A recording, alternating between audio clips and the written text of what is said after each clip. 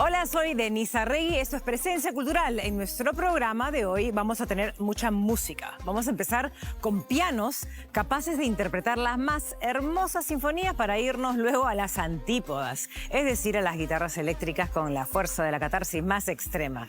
Nos referimos al libro Cantan al hablar, donde Zoila Vega Salvatierra nos cuenta las curiosas biografías de distintos pianos en el último siglo arequipeño y también en contraposición a la celebración número 40 del emblemático grupo de heavy metal Masacre.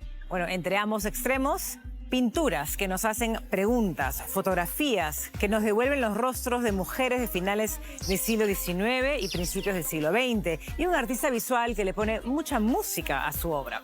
Por supuesto, no puede faltar el placer de los ojos que hoy nos trae precisamente en el Día de la Madre. Feliz día para todas. Algunas películas que nos hablan del cuidado, del acompañamiento, de la crianza y los retos que implica la maternidad, no siempre desde un rol biológico, sino también emocional. Acomódense, confíen, entréguense a esta nueva edición de Presencia Cultural.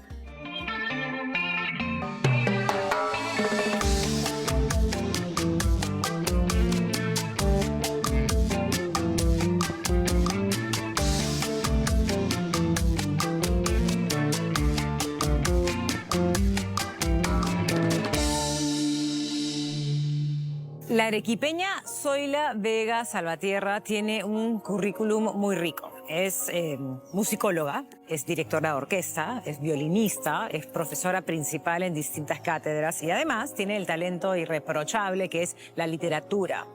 Cantan al hablar es un libro verdaderamente precioso que se los recomiendo de todo corazón. En este libro, publicado por la editorial Planeta, Zoila ha hecho algo que a primera vista parecería surrealista o simplemente mágico. Darle voz a los pianos.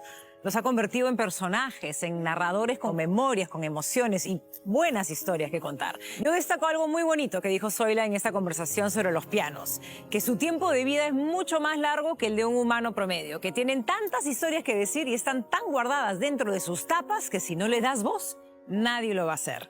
Bueno, Cantan al hablar es un homenaje hermoso al piano, a la ciudad de Arequipa y a la música, por supuesto. No se pierdan esta conversación con Zoila Vega Salvatierra, uno de esos talentos que nos fascina descubrir y celebrar. Zoila, es un gusto conocerte. Me encanta haber leído varios de los relatos de este libro, que además el título es especialmente bonito también, Cantan al hablar. Me encantaría que nos cuentes qué te llevó a dotar de vida a estos, bueno, no solamente vida, sino personalidad, a los pianos, ¿no? Y me parece una idea sumamente ingeniosa. O sea, has convertido a los pianos en personajes, en los narradores de historias. El hombre siempre animiza lo que le causa curiosidad, ¿no? Y mi relación con los pianos ha sido, por decirlo menos, conflictiva. Yo soy violinista de formación profesional, he tocado desde muy chica, pero en cierto momento debí aprender a tocar piano para complementar la formación académica. Y nunca me pude entender bien con un piano. Son demasiados dedos y demasiadas notas para alguien que ha pensado violinísticamente toda su vida. Qué interesante. Entonces, cuando yo empecé a los 11 años más o menos a estudiar piano, me encantaba, me gustaba. Es un instrumento que me gusta, me respeto mucho, pero no puedo con él. Y he sido muy indisciplinada, floja, y he sido muy inconstante.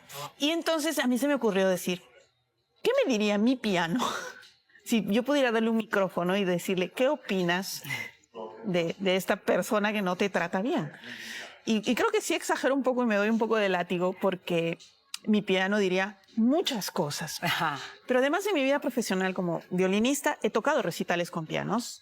Como directora he dirigido a solistas en pianos y he alternado con muchos pianos y cada uno tiene tantas cosas que decir y soy muy aficionada, soy historiadora de música. Entonces, cuando he conversado con personas que han interactuado con estos pianos de generaciones precedentes, me di cuenta que estas historias van más allá de la simple anécdota. Entonces, tienes a personajes que son los pianos que tienen mucho que decirte. Su tiempo de vida es mucho más largo que el de un humano promedio.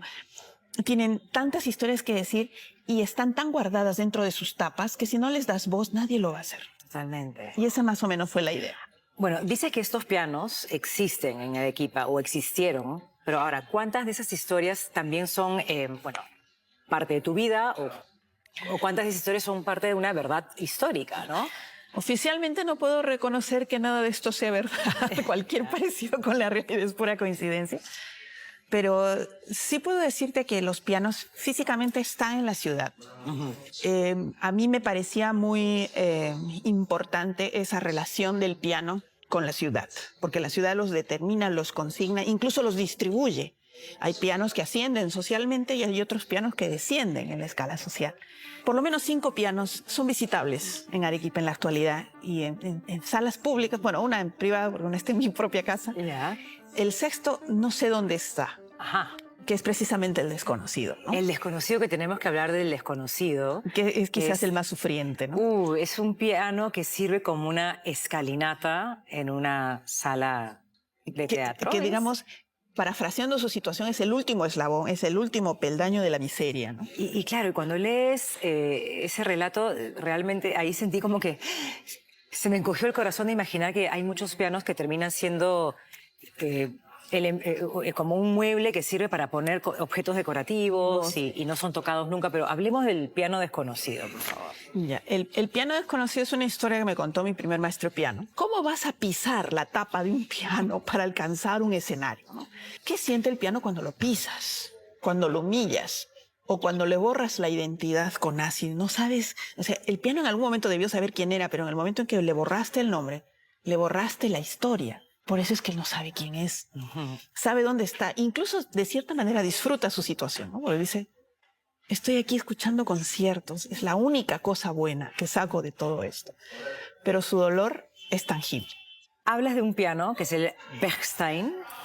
Lo he pronunciado bien porque además tienes un capítulo que habla sobre la fonética alemana, sí. El Bechstein, y cómo hace 100 años tener un piano era un símbolo como de distinción. Algo que requería ser tocado y no solamente como exhibido. Exactamente. ¿Cuánto de eso sientes que ha cambiado hoy o sigue siendo igual?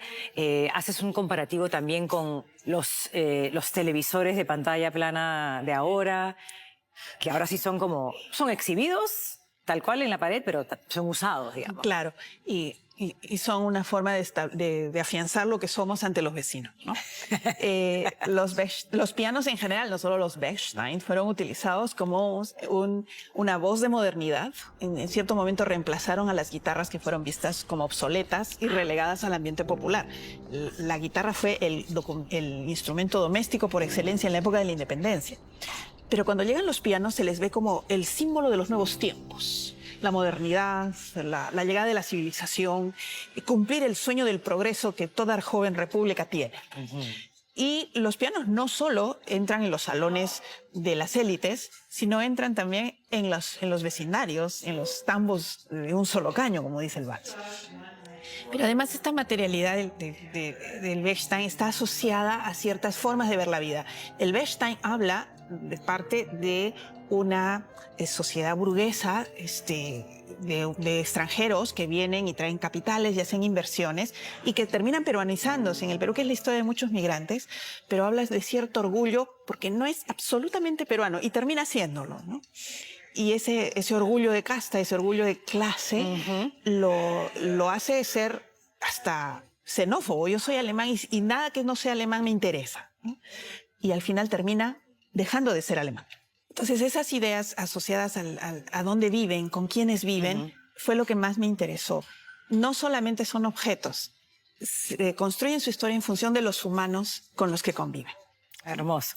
¿Qué sientes que tiene de especial el piano, precisamente frente a otros instrumentos, ¿no? El violín, que tanto conoces. O sea, ya nos contaste que el piano te parece que tiene alta complejidad, pero tiene también esta capacidad de cantar al hablar, tal como se llama tu libro, ¿no? Claro, siempre me preguntan, ¿y por qué no escribiste violines? Es que yo el violín lo entiendo mucho, no tiene incógnitas conmigo. El piano sí. Y es que los pianos no se amoldan a ti. Como pianista tú te tienes que adaptar al instrumento. En cambio, mi violín yo lo cultivo yo practico en él y voy y toco un concierto con mi violín. Cuando tengo que tocar en otro violín, porque no lo llevé, porque lo tengo que pedir prestado en la facultad, reniego, me molestan, es como algo postizo. He construido mi cuerpo alrededor del instrumento. Pero en el piano no puedes hacer eso porque el piano es como es. Claro. Entonces, tengo que probar el piano para ver qué tengo que hacer yo para poder tocarlo. Entonces, el piano es muy complejo y te adaptas a él. Y si te adaptas a él, significa que el piano tiene una característica especial. Su toque, su armónico, su pedalera. Debes cuidar mucho la fuerza, debes cuidar mucho la intensidad. Beethoven arrugaba los pianos. En su época los pianos eran mucho más frágiles y por él las cajas armónicas son de acero porque él presionaba tanto que sus pianos se arqueaban. Los pianistas siempre te están diciendo, debo probar el piano. Y eso hace que un piano sea único.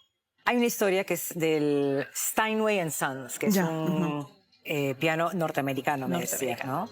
Que fue regalo de un dictador para congraciarse de alguna manera con una ciudad, ¿no? Que obviamente hay un trasfondo político ahí que me parece interesante quizás pensar en cómo la música puede o no ser un mecanismo de... Utilizada como herramienta política para diálogos entre posiciones opuestas, ¿no? Que además es un uso cruel de la música, porque imagínate hacerte perdonar muertes y masacres regalando un instrumento musical. Suena, lo digo en una parte, suena como pago de vidas, ¿no?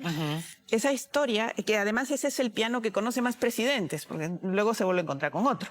Y ese piano tenía una historia. El director que a mí me llevó a la orquesta cuando yo era muy niña, y era un director que me contaba, tú sabes lo que tuvimos que hacer para tener este piano con nosotros, cómo llegó el piano. Entonces, esa memoria colectiva que estaba viva todavía cuando yo era bastante joven, fue la que recojo y la que intento guardar en esta caja de memoria. Porque esa generación ya ha desaparecido.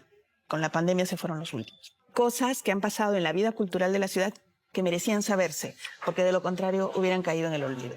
Hablas sobre tu experiencia dirigiendo la orquesta de Arequipa. Entré a la orquesta a los 11 años como miembro oficial desde los 15. Entonces, todavía yo estaba en el colegio, en cuarto de secundaria, estaba en la noche, iba a tocar. Pero como directora también empecé joven, empecé como a los 26, o sea, llegué a la titularidad joven. ¿Y cuán complejo fue ocupar ese rol que de todas maneras tiene una necesidad de ser como una autoridad? Hay que ser, ¿no? Es mucha organización, ¿no? No sé si tuviste algún obstáculo complicado en esa época. Yo en esa época no lo sentía como obstáculo. Ahora sí entiendo que pude haber generado algunas actitudes un poco raras en razón no solo de mi género, sino de mi edad. Yo era una persona muy joven y en la música las jerarquías por edad importan, sobre todo en la música académica. Pero yo llegué en un momento en que las personas mayores eran mis maestros, las personas de mi edad eran mis compañeros de colegio y de conservatorio y las personas más jóvenes eran mis alumnos. Entonces había una relación muy cercana y creo que eso favoreció la transición. Obviamente no todo fue color de rosa, pero digamos que ese trabajo fue muy placentero en el sentido de que yo siempre he sido muy inquieta. Entonces el trabajo de atril como violinista ya me estaba quedando un poco corto. Entonces decía, la dirección fue el siguiente paso natural y luego la investigación complementó todo eso. Tú dices que sientes más complicidad con las palabras que con los sonidos cuando escribes, pero tu vida está pues rodeada y totalmente impregnada de música, ¿no? Sí. Siempre me preguntan, ¿y tú no compones? No compongo. O sea, cuando creo, tengo que escribir. Eso tiene que ver mucho con mi historia familiar. Que siento que es un privilegio poder hablar de la música con palabras. No te sé decir exactamente cómo funciona, pero aquí adentro funciona muy bien. Mucho ingenio, muy creativo y hermoso. Y además logra sensibilizar, o sea, logras Tienes que buscarle un lado humano. Yo creo que las personas debemos escribir primero de lo que nos gusta. Y hay que animarse a tomar decisiones arriesgadas, como en este caso hacer que hablen pianos, si eso es lo que se necesita para ponernos al servicio tanto de la historia como de lo que se quiere decir. Y sí, felicitarte muchísimo. Gracias. Hace tiempo que no leía un texto que me llamara tanto la atención. O sea, hay un tema de sensibilidad e ingenio que me ha tocado bastante. Gracias. Gracias a ti por leer. Max.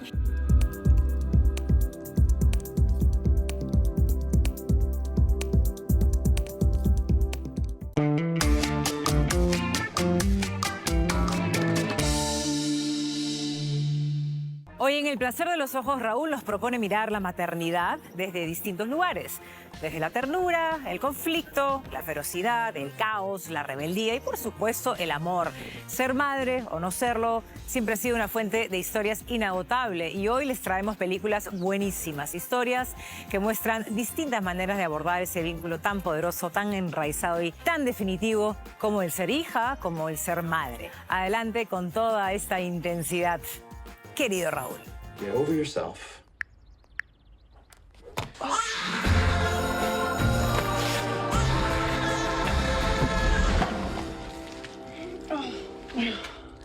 Mom, what's wrong with your body? A propósito de la celebración del Día de la Madre, hemos querido hacer una selección de películas recientes de los últimos años que encontramos en el streaming y que de alguna manera nos presentan el lado oculto, el lado desconocido de la experiencia materna. Son películas que de alguna forma desafían los estereotipos que se suelen encontrar en el cine con respecto a las madres abnegadas, corajudas, resilientes y que en realidad presentan, creo que, retratos de la maternidad mucho más honestos, mucho más en algunos casos transgresores también y, por qué no, controversiales. Empezamos con la película Tully de Jason Reitman, un film que se encuentra disponible en la plataforma Max y que es protagonizado por la actriz sudafricana Charlize Theron y por Mackenzie Davis, una actriz formidable a quien recomiendo que vean en la serie Station Eleven, que es una de mis series favoritas de los últimos tiempos, que encuentran también en la plataforma Max. Y bueno, esta película del director de Juno, película que rápidamente lo consagró como uno de los realizadores indies más interesantes del Hollywood contemporáneo, con un guión además de Diablo Cody, quien recibió el Oscar precisamente por su trabajo en la película Juno, que es otro film que, por cierto, nos presenta una visión distinta del proceso de maternidad. Pero en fin, en Tully, la película cuenta la historia de una madre de 3 niños que, abrumada por los desafíos y las exigencias de tener que criar estos 3 pequeños de edades y necesidades distintas, se ve forzada a recurrir a una ayuda, a una niñera nocturna que se convierte en una especie de aliada incondicional en este proceso siempre complejo de la maternidad. Es una película que, como les decía, desafía este estereotipo que se suele encontrar en el cine y en la literatura de la madre absolutamente abnegada y resiliente que puede soportar todas las penurias que acarrea el ejercicio de la maternidad y presenta una visión muy, muy honesta de todo este proceso. I'm here to help you with everything. You can't fix the parts without treating the whole. No one's treated my hole in a really long time. Jason Reitman, el director de Tully, es hijo de Ivan Reitman, el mismo de películas como El Pelotón Chiflado o como Los Cazafantasmas, pero creo que ya está haciendo desde hace mucho tiempo un nombre propio.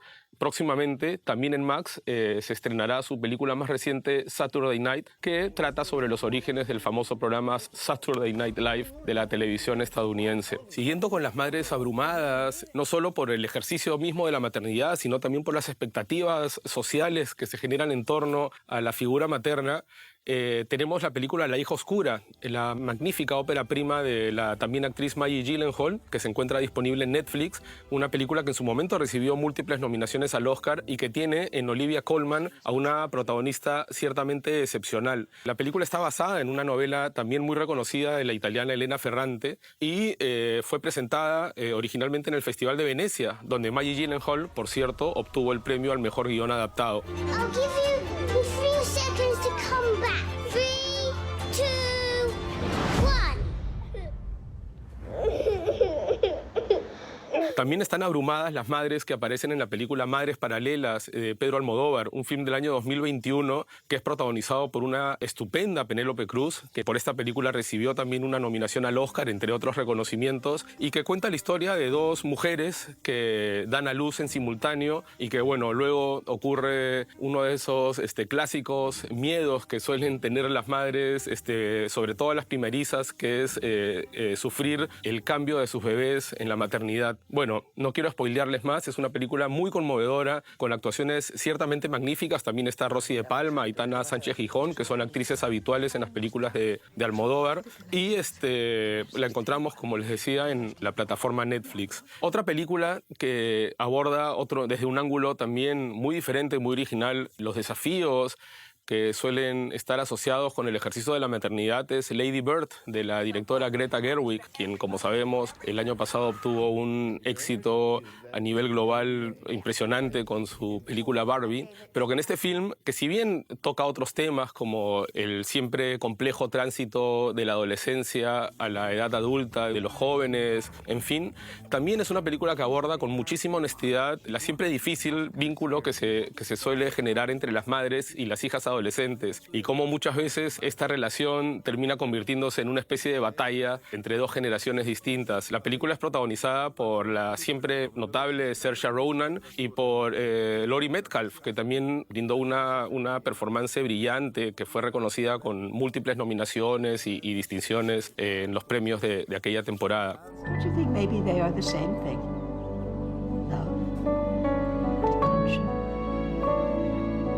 También en la plataforma Prime, donde por cierto, donde también se puede ver Lady Bird. Lady Bird está en dos plataformas, en Max y en Amazon Prime. Tenemos Petite Maman, la película de la realizadora francesa Céline Sciamma, un film realmente entrañable, una pequeña obra maestra de poco más de 1 hora de duración que narra la historia de una niña de 8 años que luego de perder a su abuela vuelve a la casa materna donde empieza a experimentar y a encontrarse con las mismas sensaciones y los lugares que frecuentó su propia madre cuando tenía su edad. Es una película realmente encantadora que no se pueden perder, de la misma directora de la multipremiada Retrato de una mujer en llamas, que es otro film muy recomendable de Céline Sciamma.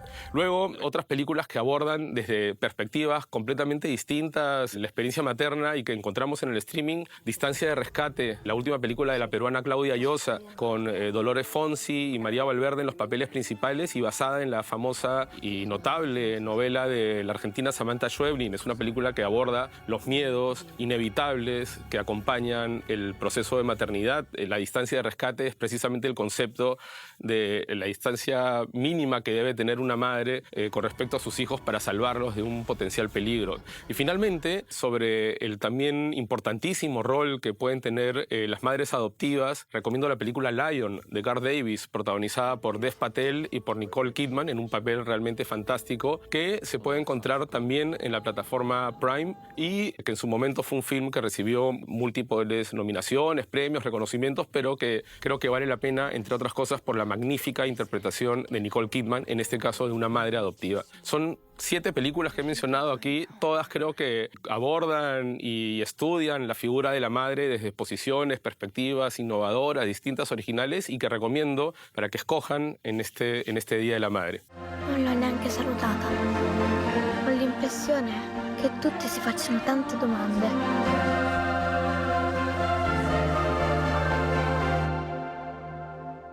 Quiero agradecer al Centro Cultural de la Universidad Católica por permitirnos grabar el bloque El placer de los ojos aquí en sus instalaciones, y quiero aprovechar también para recomendarles que no se pierdan aquí en la sala del Centro Cultural todos los viernes hasta el 11 de julio se podrá ver la famosísima trilogía del polaco Krzysztof Kieślowski, la trilogía de los 3 colores, azul, rojo y blanco, que en versiones restauradas, remasterizadas, se está exhibiendo aquí todos los viernes a las 9 de la noche a propósito del 30º aniversario de este gran clásico del cine francés. Ya lo saben, aquí en el Centro Cultural de la Universidad Católica, todos los viernes a las 9 de la noche, Los 3 colores de Krzysztof Kieślowski.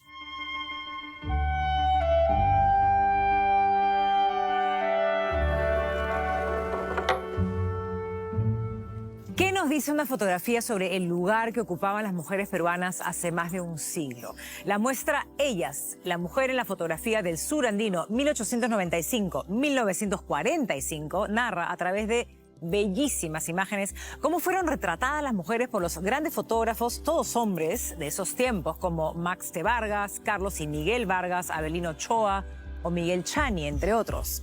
Esa exposición reúne casi 100 imágenes provenientes del Photo Archive Project. Es que es una institución que investiga, digitaliza y conserva archivos de fotógrafos procedentes de las ciudades de Arequipa, Cusco y La Paz, en Bolivia, y que revelan cómo las mujeres fueron lentamente ganando otros espacios con un poco más de agencia, identidad y presencia en ese camino largo, larguísimo, en el que todavía queda tanto por hacer. Bueno, Ellas está hasta el 25 de mayo en el Centro Cultural Inca Garcilaso de la Vega. Conversamos con los curadores de la muestra para que entiendan un poco más de qué va.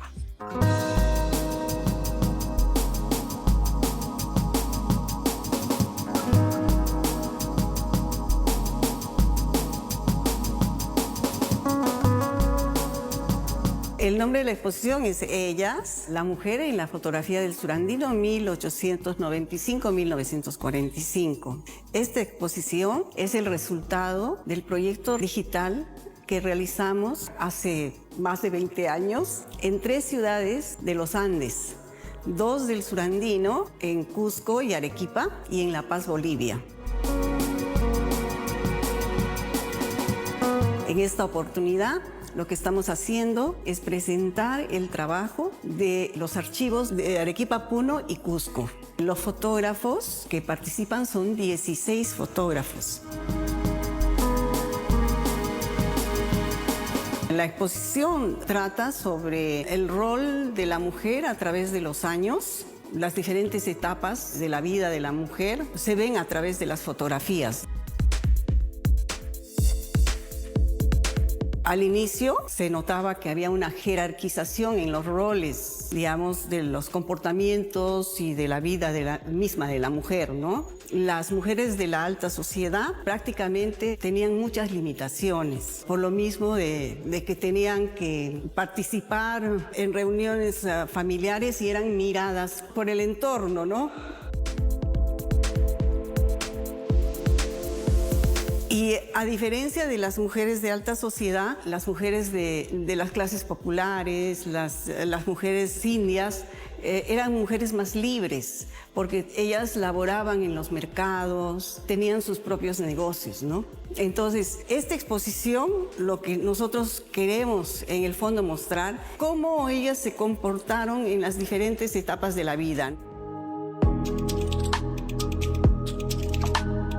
Bueno, mayoritariamente son retratos, porque durante esa época, pues, el retrato era uno de los temas favoritos de los fotógrafos, ¿no? Y bueno, con la aparición de la fotografía, la sociedad entera estaba fascinada por tener un retrato en sus casas, ¿no? Es como ahora, ¿no? ¿Quién no se toma una fotografía con su celular, los famosos selfies? Antes no, antes tenían que ir a retratarse, ¿no? Es un trabajo artístico y sobre todo documental, porque, como dice el dicho, una imagen vale más que 1000 palabras. Y si tú miras esa imagen dentro de 20 años, la propia imagen te va a describir lo que quiere decir. Esta exhibición estará abierta hasta el 25 de mayo, aquí en el Centro Cultural Garcilaso de la Vega, en pleno centro de la ciudad.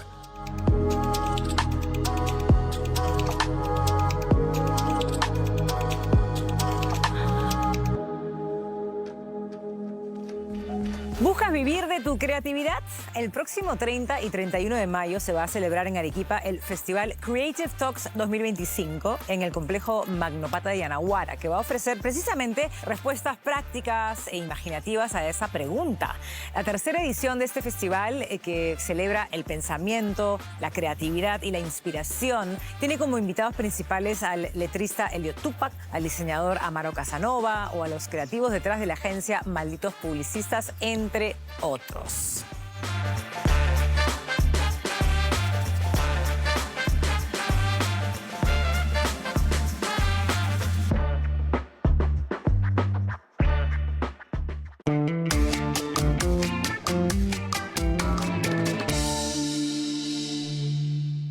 Hace 40 años, un grupo de colegiales se quitó el uniforme, se vistió de negro característico y se subió al escenario para estrenar la que se convertiría en la banda más importante de heavy metal en el Perú. Me refiero al grupo Masacre, que con 4 discos en 40 años es además un referente realmente importante dentro y fuera del país, un testigo de nuestra propia historia política y social. Raúl confiesa haber sido fan y seguidor cuando era más chibolo y conversó con esos míticos y queridos metaleros.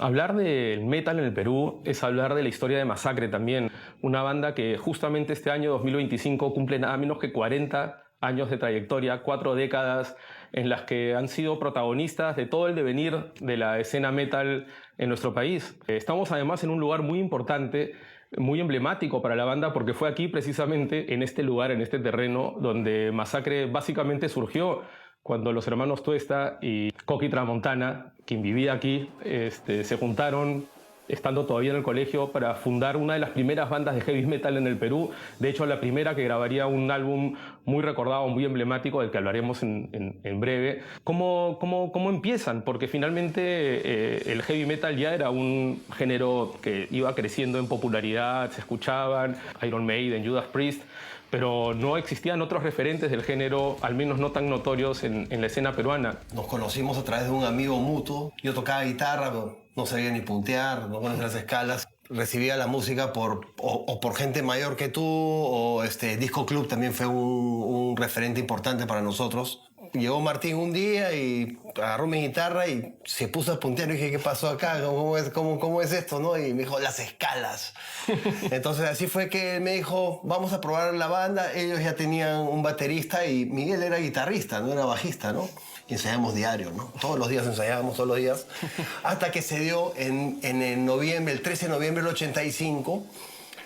Yo estaba en el colegio, estaba con ropa de colegio y viene mi papá con Martín, Miguel y el Chato Onan en el carro y me dicen, tienen concierto. Y del colegio me cambié la ropa cayendo hacia la Richie y fue nuestro primer concierto. Y Orgus también tocó en ese... Y en el 85, por eso marca para nosotros, 13 de noviembre, se dio ese primer concierto y de ahí no paramos. ¿Y cómo fueron esos años en la década del 80, cuando empezó a gestarse, a formarse una ya subcultura en torno al metal, con ustedes, con Orgus?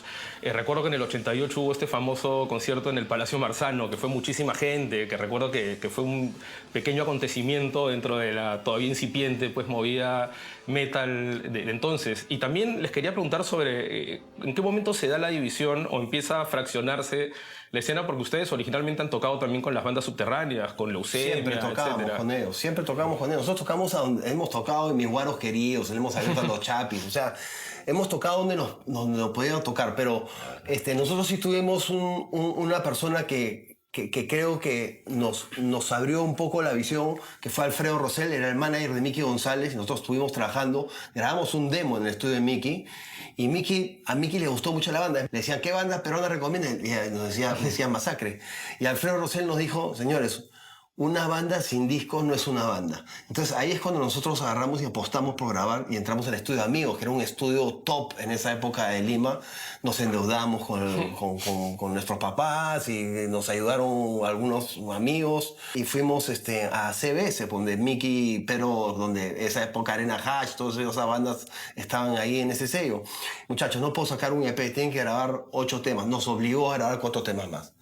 Y cuando grabamos esos 4 temas más y fuimos donde Augusto Sarria, tengo la portada, sale el primer paquetazo del APRA, y todo se vino abajo. Y yo dijo, lo siento, no vamos a poder sacar esto, no hay manera que nosotros podamos ahorita adoptar. Y ahí fue cuando nosotros ya tomamos cada uno una dirección diferente. Ellos se fueron a Venezuela, yo me fui a Estados Unidos, y ya después, esos comienzos de los 90s, la banda no estuvo operando, ¿no? El hecho de que Alfredo nos haya dicho que grabemos el disco, o sea, hoy en día ese disco, tú lo sabes, lo hemos vendido en muchas partes del mundo, ¿no? Y es un disco que lo consideran en Alemania, cuando hicieron el resumen, el santo grial del heavy metal sudamericano. Seguro, es que Sin Piedad es un disco seminal del metal, tú lo has dicho, no solo peruano, sino de toda la región. Para empezar lo grabaron con Saúl Cornejo, que es así es. Extraordinario, con Huicho también. Huicho de productor. Con Pelo, creo que toca la batería en 4 temas. Sí. y finalmente el disco termina siendo editado en Venezuela. Muchos años después salió acá, y creo que el 98 sale la primera edición que sale en Perú. Casi 10 años después. Casi 10 años después sale grabado, en realidad, ¿no? No, es que hasta que después ya por fin decidimos remezclar el disco, no regrabar nada, remezclarlo y remasterizarlo, ¿no?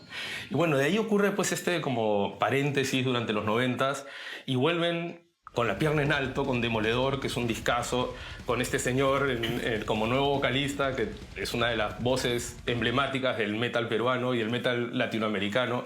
pero también se produce un viraje estilístico. La banda ya no suena como los referentes del New Wave of Heavy Metal de los 80, sino más como es un sonido mucho más angular, que más tira hacia el thrash metal, quizás a lo que hacía Pantera por ese tiempo. Y veníamos componiendo canciones y la verdad es que a pesar de que nos gustaban las canciones como resultado final, o sea, no era a lo que nosotros queríamos. Estábamos un poco insatisfechos con el resultado estilístico. Queríamos algo más fuerte, más agresivo, ¿no?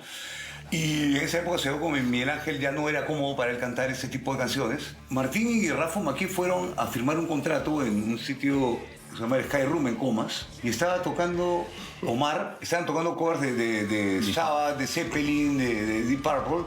Y ellos lo vieron cantar y al día siguiente me despertaron y me dijeron, oye, hemos visto un tipo que rompe la estroza y ya lo hemos contactado para probarlo. El tipo cantó probamos muchísimos cantantes y entramos, dijimos, vamos a ver un par de riffs nuevos que estamos haciendo y el tipo le metió unas cosas, dijimos, no, y la verdad es que aparte de ser un gran cantante es un espectacular frontman, ¿no?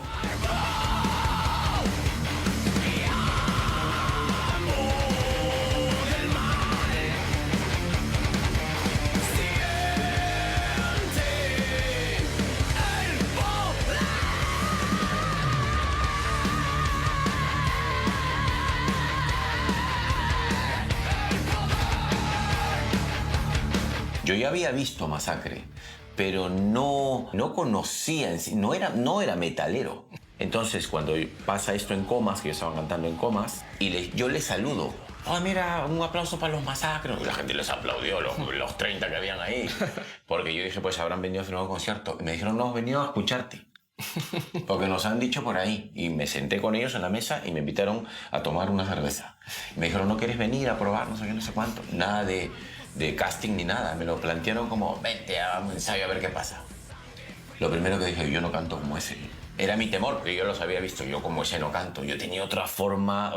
Y aparte era un crío, pues yo no sabía de lo que era cantar en sí, ¿no? Llego al ensayo, pasan las cosas, lo que ha dicho él, y comenzamos a trabajar. Y para mí, pues, ellos fueron como mi guía para yo poder plasmar lo que a las finales pues salió, lo que yo creo que es un disco pues, de enorme cariño, ¿no? Como hablábamos hace un rato, los dos últimos discos de Masacre suenan de una manera increíble. Yo ahora venía caminando con los audífonos y se escucha cada instrumento con una potencia, una claridad. ¿Cómo fue la experiencia de grabar ese siguiente disco? ¿Otra vez contigo en la banda, con Omar? Nosotros estábamos en el proceso de componer y un día me llama a mí por teléfono. Hola, soy Germán, te amo de Los Ángeles, estoy interesado en trabajar con ustedes. De ahí fue cuando empezamos una relación con él, grabamos y yo me fui a mezclar el disco con él a Henson. Mientras yo estaba mezclando, nosotros mezclamos el disco en la misma consola donde se mezcló el de Metallica, el disco negro de Metallica, ¿no? Tiene 4/4 Henson, ¿no? Y al costado donde estábamos nosotros estaban las Destiny Child, que estaba Beyoncé, estaban los Backstreet Boys, me acuerdo clarito, ahí grabaron Garda Wall, sí, no, un estudio emblemático. La calidad de ese disco es en comparación al Demoledor, hablo de calidad de audio, de técnica, no de composición. El Demoledor para mí es top, pero en calidad de audio sí lo superamos ampliamente con el En Pie de Guerra. Se mezcló todito, entonces ahora todo lo que está en las plataformas, lo que escucha es todo pasado por las manos de Germán y la verdad que hemos logrado más o menos homologar un sonido ya de la banda. Suena increíble, ¿no? Sí. Bueno, Germán, para los que no saben, también ha trabajado con referentes del metal como Ozzy o como Alice Cooper, pero también con Eva Guión, con Perú Negro, al Grammy con Perú Negro, con Juan Gabriel. Y bueno, y luego sacan Versos del Inframundo, que creo que es del 2016. Hay otra vez otro paréntesis largo.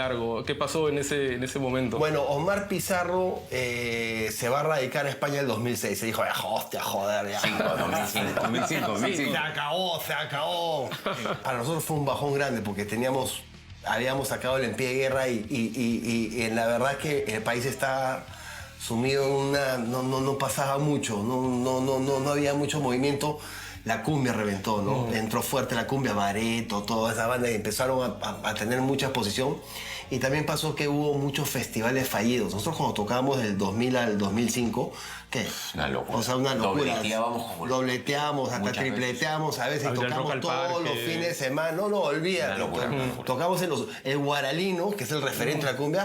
Bueno, ni un cumbiambero lo llenaba tanto como llenábamos nosotros. Y se quedaban 2000 personas afuera. Era una locura el movimiento, pero mucho improvisado. Como vieron una oportunidad de hacer festivales y que veían la gente plata, mucho improvisado entró, entonces muchos festivales se caían y la gente dejó de creer en los festivales. Pero no pasó y no pasaba mucho, y Omar tomó la decisión de irse a España a buscar un mejor destino, cosa que lo logró, porque ahora el hombre es un cantante profesional allá y hace pues 180 shows al año. Y entonces, pero con Adrián sí hicimos una carrera sostenida, hasta que llegó, pues grabamos el Verso del Inframundo y ya estamos haciendo algunos demos y cosas, y justo nos cae la pandemia y ahí fue que dejamos de tocar, ¿no? Yo le dije a Miguel, bueno, voy a tomar un año sabático, y Martín y Miguel me entendieron, pero me fui fuera del país y ya...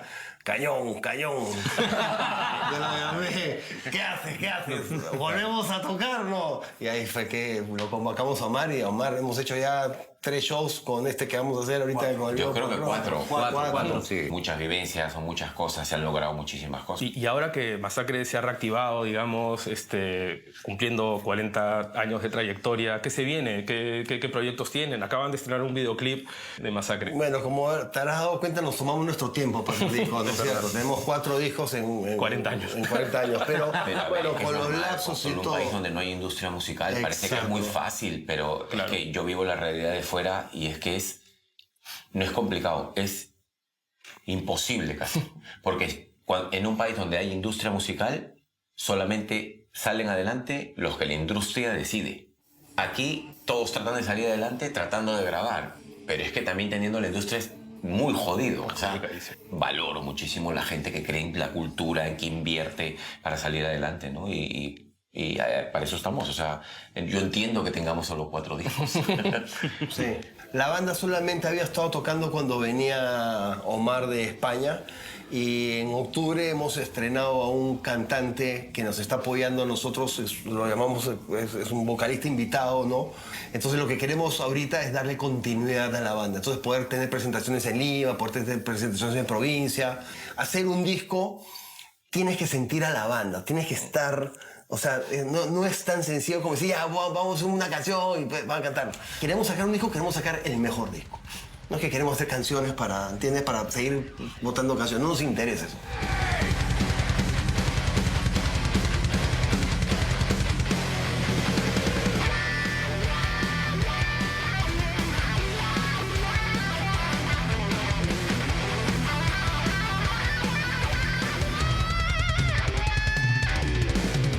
El Mulá Nasruddin es un personaje mítico del sufismo o la mística islámica. Es una especie de filósofo popular que protagoniza cuentos populares cargados de humor y sabiduría. Bueno, esto lo sé gracias a Carlos Mateus López, que es árbitro, conferencista internacional, es profesor de sufismo en el Centro de Estudios Orientales de la Universidad Católica. También es autor del libro infantil Nasruddin y el sueño del sultán. Bueno, el 15 de mayo va a empezar el taller Cuentos de Nasruddin, el arte de contar historias. Estos cuentos de alguna manera desafían la lógica, promueven la reflexión intuitiva, con humor, con paradojas, con mucho absurdo, invitando a trascender el pensamiento racional para comprender de alguna manera la realidad espiritual. La particularidad de este taller es que los participantes van a ser capaces de hacer su propio proyecto de cuentos sufí para leerlo y explicarlo al final del curso. Este taller se va a llevar a cabo en el Centro de Estudios Orientales de la Universidad Católica, donde pueden encontrar toda la información en su página web.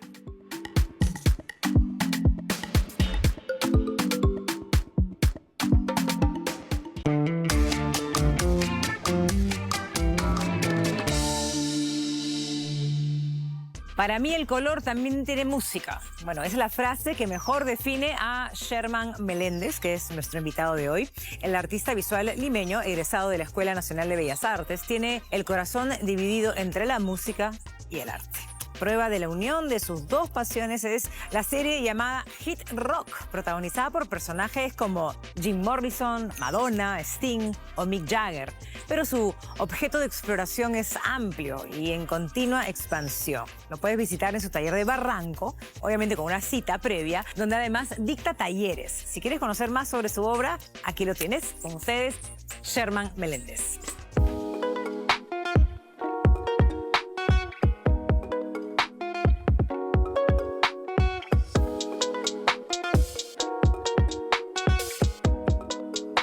Hola, ¿qué tal? Soy Sherman Meléndez, artista plástico. Ingresé a la Escuela de Bellas Artes a los 18 años y desde ahí ya lo tomé como algo ya profesional. Pasé por muchas etapas y hasta que traté de buscar mi propio camino, mi propio lenguaje. Y quizás tengo una forma de pintar diferente, ¿no? Trajo el impresionismo, impresionista, contemporáneo, y trato de tomar la realidad como un pretexto para después yo jugar con todo. Una de mis características en mi obra es el contraste de la obra, la fuerza que le doy, el manejo de la espátula, mi paleta, o sea, mi gama, mi color. Trato de jugar, de que sea una forma original. Muchos me dicen que, oye, ¿tú eres pintor de provincia? Por la forma de pintar. No, pero no, o sea, trato de hacer una función, una mixtura de todo, ¿no? Todo lo que he aprendido en el campo y traerlo a esta ciudad gris. Lima es gris.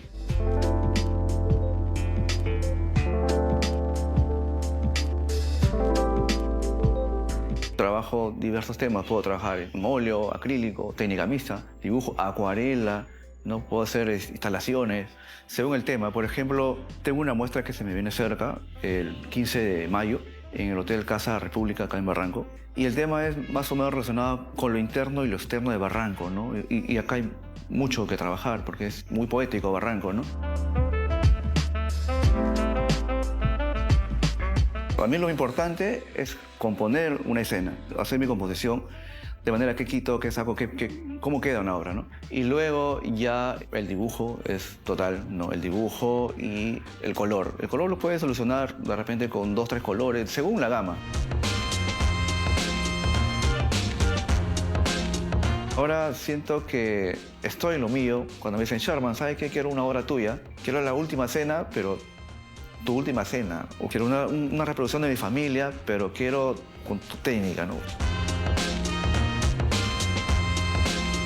Pueden encontrarme en el Facebook, Sherman H. Meléndez, o pueden ubicarme en el WhatsApp, el 986-499-198, o pueden encontrarme aquí en Barranco, calle 28 de julio, 230, espalda de la municipalidad.